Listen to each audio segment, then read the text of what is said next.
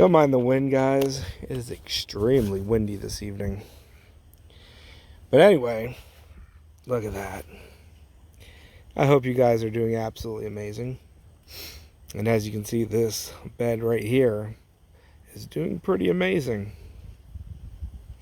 So, without further ado, guys, let's talk about sex. Oh, wait, what? What? No, no. Sorry, yeah.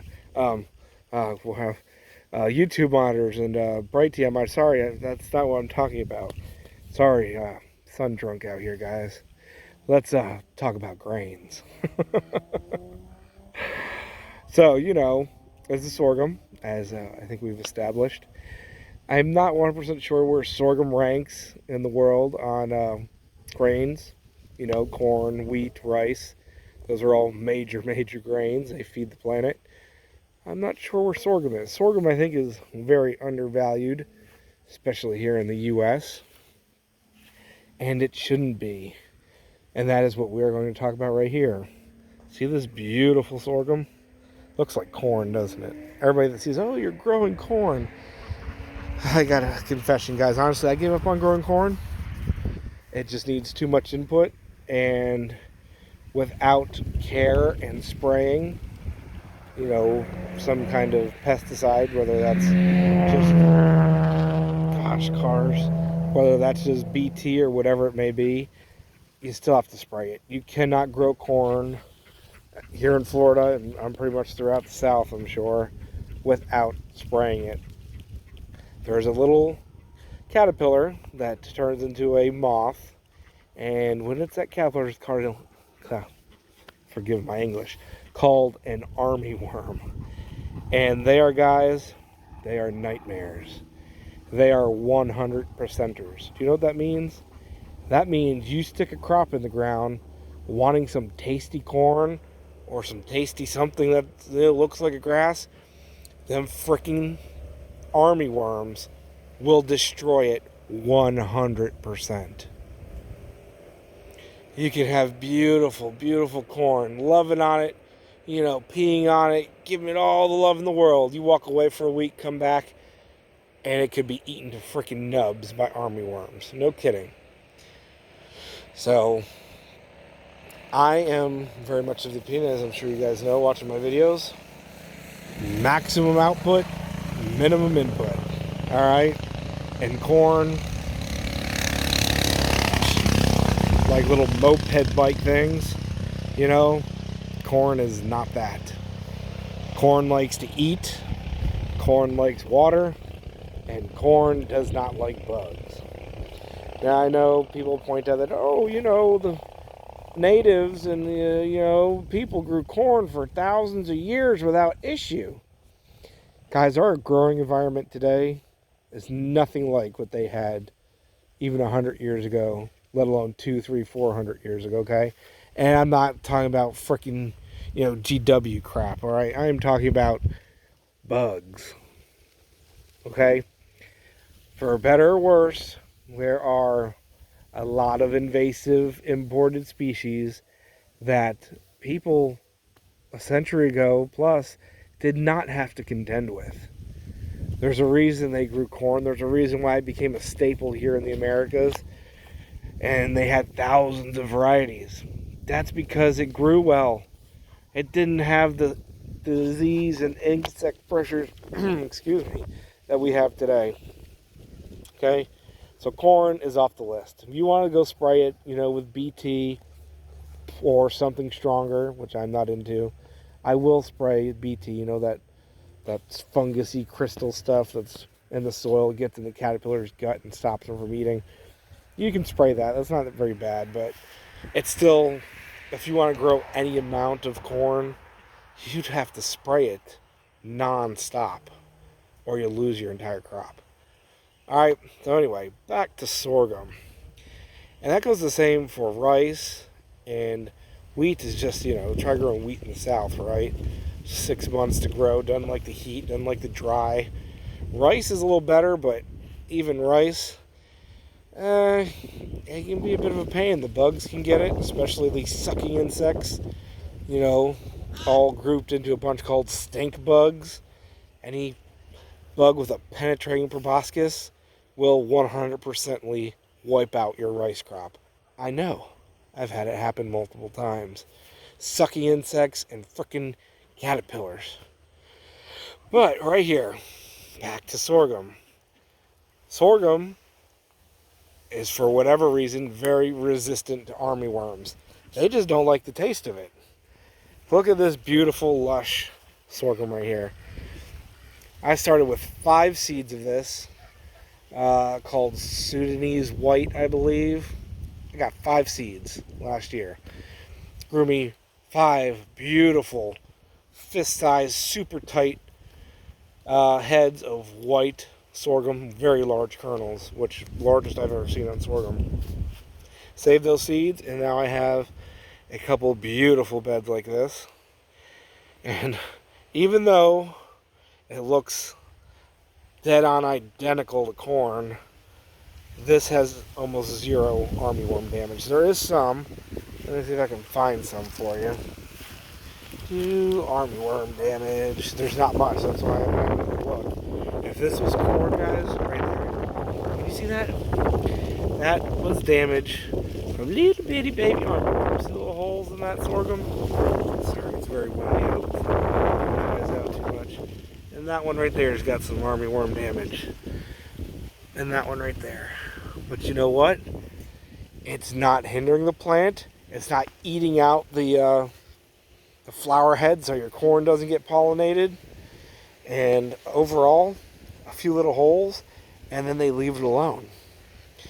I'm not entirely sure what it is that sorghum has that armyworms don't like it. It's possible the puric acid, I believe it's called, levels in it. They don't like the taste of that. I don't know. But either way, sorghum is very resistant to armyworms. Sorghum is very drought tolerant. Sorghum, compared to corn, is very, very poor soil tolerant. So, why are you guys trying to grow corn? Okay, this video might get a little long, I don't know. So, and this is only the second variety I grow. I grow a variety called Chalou, which I believe is originally out of India. It's a very tall sorghum. It's about 8-9 feet tall, with very open seed heads. And I selected for that even more and brought down the maturity level onto it. Very low. It was for like 120 days. I think I've gotten my Chalou down to, gosh, between 60 and 80 days to push out a head, which is insane. And I grow, gosh, a quarter acre of that stuff every year to feed my chickens and goats. But it's not very good for people eating because it's a brown seed and it's a little murky tasting when you cook it. So it does make a good popcorn. Sorghum does pop, and it makes little tiny popped sorghum, like tiny popcorn. And it's very, very great, great tasting compared to corn. It's got nice nutty, super nutty, super sweet, really good flavor for the little tiny pop sorghums. So, sorghum is definitely something you want to check out. We all need to be growing food, of course, and things that store easily are hard to come by. It's why grains are grains and why they take over the world, because overall they're very easy to store compared to other foods, obviously. Grow 500 pounds of summer squash and see how easy it is to store versus a few hundred pounds of whatever grain you have. See the difference? But of course the grains come with their own challenges, like we just discussed. Oh, sorry. Evil hiccups. I get those when I start talking to you guys. You guys like cursing with evil hiccups. So, sorghum is very much worth the time and effort of looking into. And there are sorghums that you can use the canes to make syrup with. There's all different kinds of sorghums. And of course, depending on where you are, there's different varieties that can suit you. Here where I am, the disease and bug pressure are off the charts. Not so much disease. Rust generally affects the grains when it's really wet and when they're putting their energy into heading or something. But mostly the pest issues are are astronomical. Like I said, 100%ers will wipe out your grain, bean, everything crops. And that makes it very difficult. And like I said, sucking insects and the caterpillars are your worst enemies. They will wipe out beautiful beds of cowpeas. They will wipe out beautiful beds of sorghum, rice, corn. It's very hard. And that is why I've grown chalou for years, and they have that nice loose head. And so the sucking insects and the birds can't just sit on the head and sit there and eat every single kernel. Because it takes one sucking insect to stick its nasty little proboscis onto a kernel of sorghum, and it's dead. That grain will not develop, and it dies. You know, especially when it's in the just ripening stage, nice and juicy and milky. That's when the birds and the insects love to eat it. And then you end up losing, the bug just literally crawls from one grain to the next, poking a hole in it. And with the tight-headed sorghums, which is why I fear this variety, that can lead to 100% loss very easily. You can have 30 sucking insects on a head of sorghum, and they will just move to every single one, and that's disappointing. Same with other crops. But, you know, like I said, for your area, you may not have as heavy of a pest issue. So look for varieties that are going to suit your area. But if you want really good variety that's great for feeding your animals, and you can eat it yourself, just don't want to eat a whole bowl of it like rice. My early chalou that I've worked with for years is a great variety. Still gets a bit tall, but the heads are nice and loose, and they can have a pound, 6, 7, 8, 9, 10 ounces plus of grain on one head. And they are perennial. The sorghum, you get a harvest, cut it back, and it will regrow for you until a frost kills it. And even then, if you're in a mild area, most of the sorghum will come back even after a frost. So you can harvest a bed of sorghum for multiple seasons and multiple times. So it really is a grain you should look into, guys. I am testing out this variety here now, and we are nearing the end of April, and it's about 2 feet tall. It's a nice dwarf variety. Only gets about 3 feet tall. These will be heading soon. I'll make a video of that for you. But overall, with what we are facing, you want to grow storable crops, storable things, and things that taste good. And a nice big fat plump white sorghum that you can boil like a grain and just put in soups and stews, which they come out really nice and chewy and delicious. Or you can pop it into popcorn, grind it into flour. It's perfect. Can't be beat. And you can't beat the abilities of sorghum either. So definitely make it a crop you want to grow. Get your varieties, test them out, see what does well for you, and get growing. Feed it to your chickens, feed it to your cows, feed it to your goats, feed it to your rabbits, feed it to your ducks, feed it to yourself. And if you can, keep it going. It's perennial. Not bad. Grow food, guys. Grow delicious, nutritious, easy food. And grains, of course, fit that bill. So why not get yourself some sorghum? If you want some early chalou variety that I've been working with, hit me up. I can send you some good seeds. It is a great variety, perennial, between 60 and 80 days for your first head, and then you just cut it off.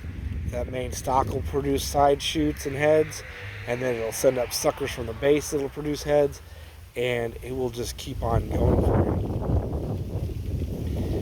Yeah.